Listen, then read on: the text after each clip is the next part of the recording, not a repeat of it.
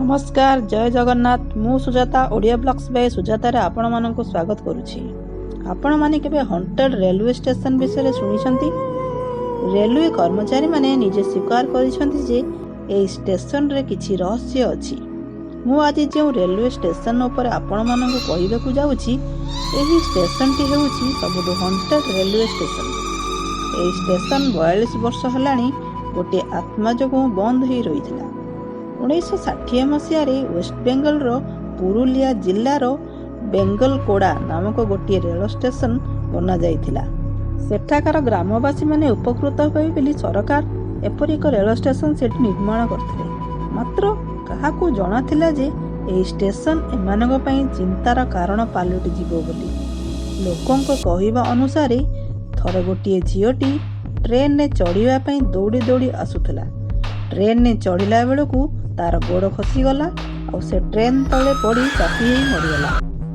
तार 5-6 वर्ष पर रेलवे स्टेशन रो मास्टर अधिकांश थर देखिला जे गोटे झियो दौड़ी दौड़ी ट्रेन धरिबा को आसुची फेर कुआडे गायब हो जाउची। सेम झियोटी सेम ड्रेस पिंधिची। स्टेशन मास्टर किछि भाबी पारु नथला एपरि काहेकि होउची। किछि दिन पर से स्टेशन मास्टर रो मृत्यु होई गला। सेही दिन ठारू से स्टेशन रेलवे कर्मचारी मानक सहित किछि ना किछि दुर्घटना घटिबारे लागिला। कौनसी कर्मचारी सेठारे काम करबा को मना कले। तेणुकरी सरकार बाध्य होई 1967 मसीह रे सेठारे स्टेशन बंद करिबार निष्पत्ति नेले।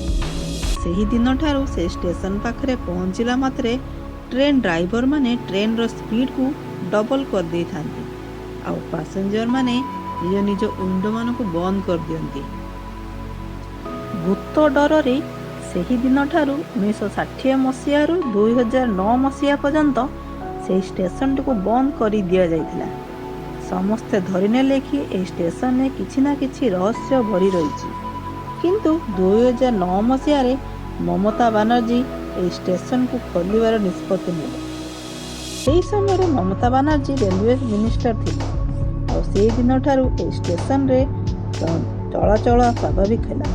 किंतु एते दिन बीती गले सुधा मध्य दिन बेला गाड़ी चलाचल स्वाभाविक थाए।